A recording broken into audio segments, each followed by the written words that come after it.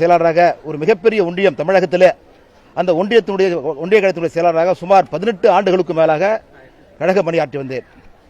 அதற்கு பின்னால் புரட்சித் தலைவி அம்மா அவர்கள் 2011 அம்மா அவர்கள் எனக்கு மதுரவாயல் சட்டமன்ற தொகுதியிலே போட்டியிடக்கூடிய ஒரு வாய்ப்பை வழங்கி சில சூழ்நிலையிலான அன்றைக்கு அந்த வாய்ப்பு மறுக்கப்பட்டு புரட்சித் தலைவி அம்மாவுடைய இதயத்தில் இருந்த காரணத்தினால் அன்றைக்கு நடைபெற்ற உள்ளாட்சியினுடைய தேர்தலில் பெருநகர சென்னை மாநகராட்சியினுடைய அந்த தேர்தலில் மாமன்ற உறுப்பினராக தேர்வு செய்யப்பட்டு பெருநகர சென்னை மாநகராட்சியினுடைய துணை மேயராக 5 ஆண்டுகள் திறம்பட செயலாற்றினேன். எங்கள் இதய தெய்வம் டாக்டர் புரட்சித் தலைவி அம்மாவுடைய மதிப்பை பெற்று இன்றைக்கு அந்த காலகட்டத்தில் பல்வேறு சவால்களை எல்லாம் அம்மாவுடைய ஆலோசனையின்படி அம்மாவுடைய கட்டளைப்படி அன்றைக்கு பணியாற்றியிருந்தேன்.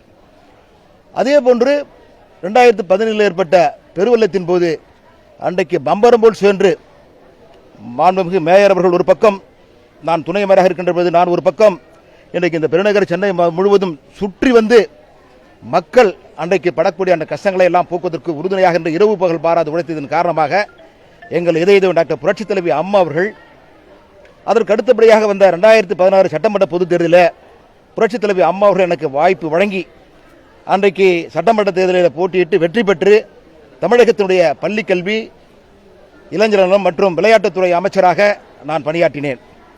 புரட்சித் தலைவி அம்மாவுடைய நல்லாசியோடு அமைச்சராகவும் பெருநகர சென்னை மாநகராட்சியுடைய துணை மேயராகவும் மக்கள் பணியாற்றியிருக்கின்றேன். அதன் தொடர்ச்சியாக புரட்சித் தலைவி அம்மாவுடைய மறைவுக்கு பின்னாலும் நான் அமைச்சர் பதவியில் அன்றைக்கு 5 ஆண்டுகள் தொடர்ச்சியாக நான் மக்கள் பணியாற்றியிருக்கின்றேன். ஆக கழகப்படியும் சரி, அதே போன்று மக்கள் பணியும் சரி, புரட்சித் தலைவி அம்மாவுடைய ஆசையோடு இதுநாள் வரைக்கும் நான் ஒரு திறம்பட மக்கள் பணியாற்றி கழக பணியாற்றி வந்திருக்கின்றேன். பொதுவாக இயக்கத்தில் அம்மா அவர்கள் எதிர்க்கட்சியாக இருக்கின்ற பொழுது 2007 நான் ஒன்றிய கழகத்துடைய செயலாளர். அந்த காலகட்டத்தில் நாங்கள் வகித்த அந்த ஒன்றியத்தில் இருக்கக்கூடிய வானகரம் பகுதியில் பொதுக்குழு நடைபெறுகின்ற பொழுது 2007 முதலாக அன்றைக்கு நடைபெற்றது. தொடர்ச்சியாக புரட்சித் தலைவி அம்மா அவர்கள் திருமண நிகழ்வாக இருந்தாலும் சரி, அதே போன்று பொதுக்குழுவாக இருந்தாலும் சரி, அன்றைக்கு இருந்த மாவட்ட கழகத்தினுடைய செயலாளராகவும் இணைந்து நான் அன்றைக்கு புரட்சித் தலைவி அம்மா அவர்களுக்கு அந்த பணிகள் எல்லாம் நான் செய்திருக்கின்றேன்.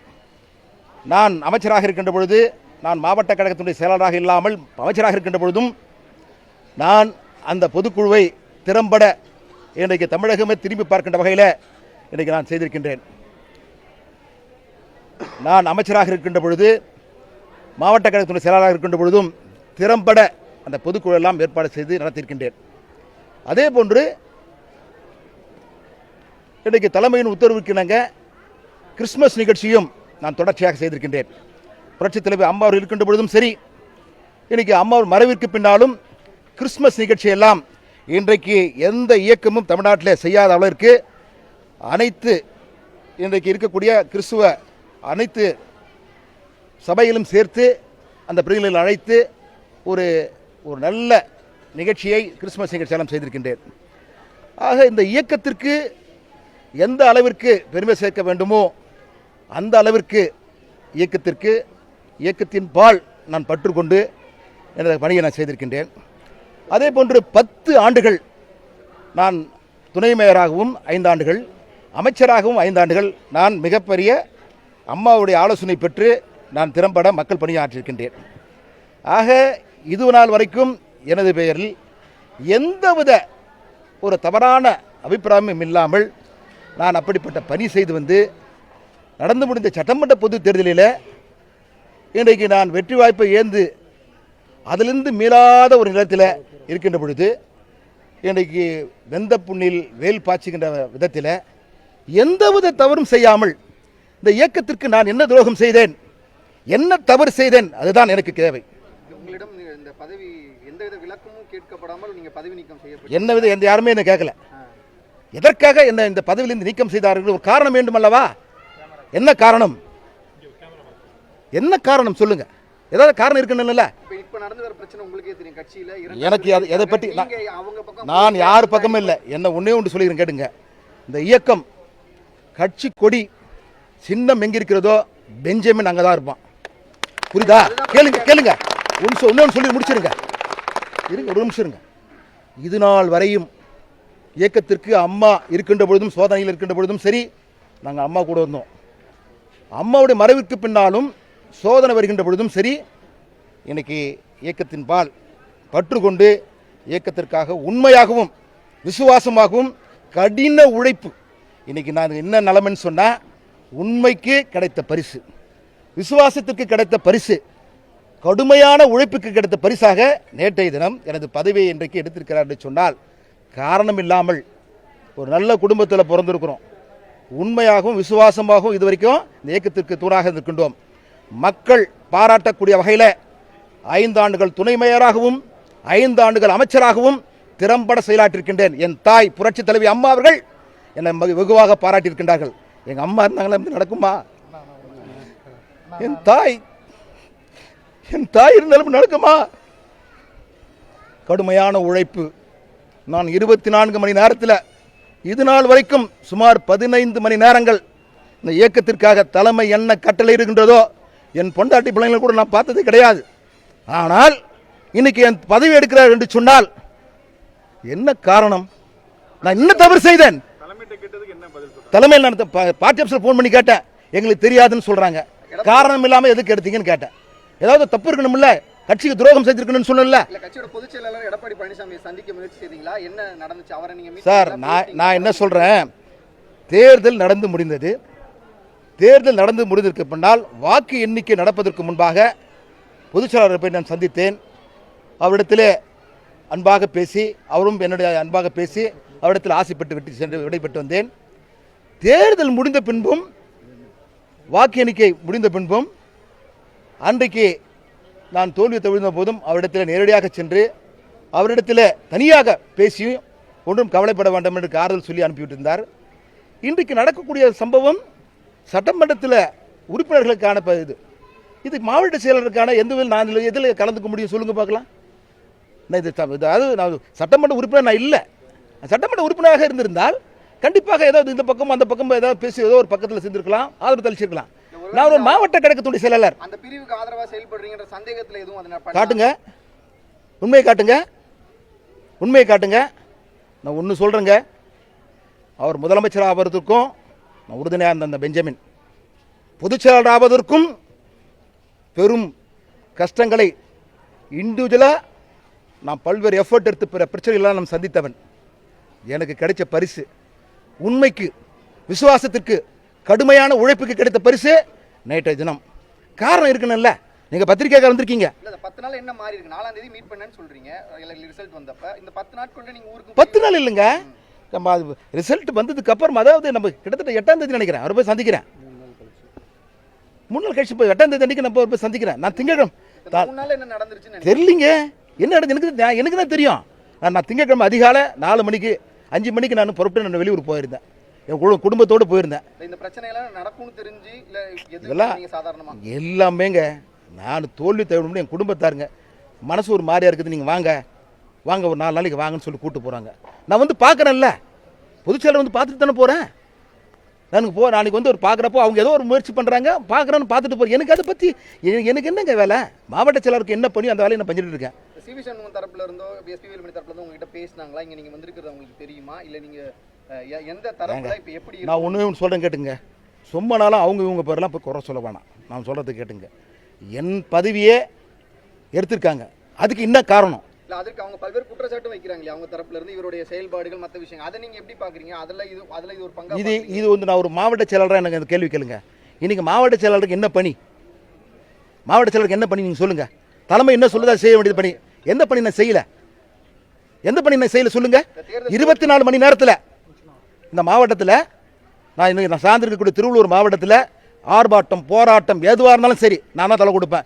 ஏன் சென்னையில் நடந்துச்சுன்னு சொன்னால் மகளிர் ஏதாச்சும் ஒரு ஆர்ப்பாட்டம் நடத்துறாங்கன்னா நான் ஆளுநர் அனுப்பி வைப்பேன். மாணவர் நடக்குதா நான் அங்கே ஆளுநர் அனுப்பி வைப்பேன். மாணவர் நடக்குதா அங்கே அனுப்பி, இளைஞர்கள் நடக்குதா அங்கே அனுப்பி வைப்பேன். எங்கள் மாவட்டத்தில் நடக்கிறதுக்கு அங்கே ஆள் பண்ண செய்வேன். ஜெயிலுக்கு போயிருக்கிறேங்க. எடப்பாடி பழனிசாமி அவருக்கு ஆதரவாக தான் இருக்கீங்க, ஆனாலும் இந்த மாதிரி நடவடிக்கை எடுத்துட்டாங்க. நான் என்ன கேட்குறேன்னா, என்னுடைய பதவி எடுத்திருக்காங்க, காரணம் இல்லாமல் நான் என்ன தப்பு பண்ணேன்? நான் என்ன துரோகம் பண்ணேன்? என் தாயிடத்தில் முறையிட்டிருக்கிறேன், அதுதான் வந்திருக்கிறேன். என் தாயிடத்தில் நான் முறையிட்டிருக்கிறேன். நான் என்ன பாவம் பண்ணேன்? நான் என்ன துரோகம் பண்ணேன்? என்ன தவறு செஞ்சேன்? அதுக்காக தான் நான் வந்து என் தாய் இடத்துல நான் முறையிட்டேன். நான் ஊர்லேருந்து வந்த உடனே நேராக குளிச்சுட்டு நேராக வந்து என் தாய் இடத்துல இருந்து நான் முறையிட்டு இருக்கிறேன். அவ்வளோதான். என்னை உருவாக்கி தந்தவர் என் தாய் புரட்சி தலைவி அம்மா. அன்றைக்கு அம்மாவுடைய தலைமை ஏற்றுக்கொண்டு இந்து நாள் வரைக்கும் அம்மாவுக்கு தலைமையில் உண்மையாகவும் விசுவாசமும் இந்த இயக்கத்தை இருந்துட்டு இருக்கேன். நான் என்ன தப்பு பண்ணேன்? மற்றவர்களை குற்றம் சாட்டாங்களா, அந்த குற்றச்சாட்டுவே நீங்க ஏற்கல. நான் என்னங்க நான் என்ன தப்பு பண்ணுங்க? என்னை பத்தி பேசுங்க. நான் சட்டமன்ற உறுப்பினர். நான் சட்டமன்ற உறுப்பினர். நான் மாவட்ட கழகத்தினுடைய செயலாளருங்க. மாவட்ட செயலாளர் என்ன பணி செய்யல? நான் என்ன பணி பண்ணல? வந்து பாருங்க, என்னுடைய டிஸ்ட்ரிக்ட் என்னுடைய ஆபீஸ் வந்து பாருங்க. தலைமை என்ன சொன்னது அடுத்த 24 மணி நேரத்தில் கூட்டத்தை போட்டு எனக்கு அடுத்த நிலையில் இருக்கக்கூடிய எல்லார்கிட்டையும் நான் வேலை வாங்கியிருக்கிறேன். என்ன வேலை செய்யல? என்ன ஆர்ப்பாட்டம் பண்ணல? என்னங்க எனக்கு அது நான் தேர்வு யாரும் நான் மட்டும் தோல்வி அடைஞ்சேன். நான் மட்டும் தோல்வி அடைஞ்சேன். தோல்வி அடைஞ்சா உடனே எடுத்துருவாங்களா? நீங்க என்ன சொல்ல வரீங்க எனக்கு தெரியல. சொல்லுங்க. ஒரு காரணமா சொல்றாங்க, நீங்க மாவட்ட கழக செயலாளரா அங்க திறம்பட செயல்படுறீங்க. ஆமா, நடந்த தேர்தலில் பெருவாரியா நம்ம வந்து நான் ஒன்னு சொல்றேன் கேளுங்க. தலைமைக்கு உண்மையாக விசுவாசமா இருந்து இங்க வந்திருக்காங்க. வந்து பாருங்க, தோழமை கட்சியை கேட்டு பாருங்க. எங்க மாவட்டத்தில் எல்லாம் எனக்கு தேவையில்லை. எங்க மாவட்டத்தில் நாம் பண்ண மாதிரி ஆர்கனைஸ், நாம் பண்ண மாதிரி தோழமை கட்சியினுடைய தலைவர்கள்லாம் கூப்பிட்டு வந்து இன்றைக்கு நான் இந்த தேர்தல் அந்த களப்பணி ஆடுறது யாராவது செஞ்சிருக்கலாம். வந்து பாருங்க, எல்லாமே செஞ்சேன். என்ன பண்ணல? கட்சிக்காக உழைச்ச நீங்க இப்ப இந்த கேள்வி கேட்குறீங்க. இது உங்களோட ஒரு தர்ம யுத்தமா பார்க்கலாமா? எனக்கு தர்ம யுத்தம் என் தாய்ங்க. என் தாய் என்னை உருவாக்கின தாய். ஏன்னா இது வரைக்கும் அம்மாவை சந்தித்த நாளிலிருந்து கிளை செயலாளர், பேரூராட்சி வார்டு செயலாளர், ஒன்றிய கழகத்தினுடைய செயலாளர், பகுதி செயலாளர், மாவட்ட செயலாளர், கட்சியுடைய அமைப்பு செயலாளர் இருந்துட்டு இருக்கேன். என்னைக்கு 88லேருந்து இருந்துட்டு இருக்கேன். செயலாளராகவே இருந்துட்டு இருக்கேன். 88 சும்மா நடிப்புலாம் இல்லை, உண்மை. இந்த இயக்கத்துக்கு உண்மையாக இருந்துட்டு இருக்கேன். அப்போ எனக்கு என் பதவி போகுதுன்னு சொன்ன என்ன காரணம்? காரணம் இருக்குன்னு இல்லை. நீங்க பத்திரிக்கையாரன் கேளுங்க, என்ன காரணம் இருக்குன்னு இல்லை. என்ன காரணம்? அடுத்த கட்ட நடவடிக்கை என்ன? அதுக்கப்புறம் பொறுத்திருந்து பாருங்க. பொறுத்திருந்து பாருங்க. ஒரு நாள் 2 நாள் பொறுங்க, நான் சொல்றேன் உங்களுக்கு. அவரை நீங்க அணுக போறீங்களா? தொடர்பு கொண்டீங்களா? சார் இன்னைக்கு வந்து சார் நான் என்னுடைய மன நிம்மதிக்காக வந்திருந்தேன். நான் ஊர்ல இருந்து 4 நாள் இல்லை, 4 நாள் கழிச்சு நான் இங்கே வந்திருக்கிறேன்.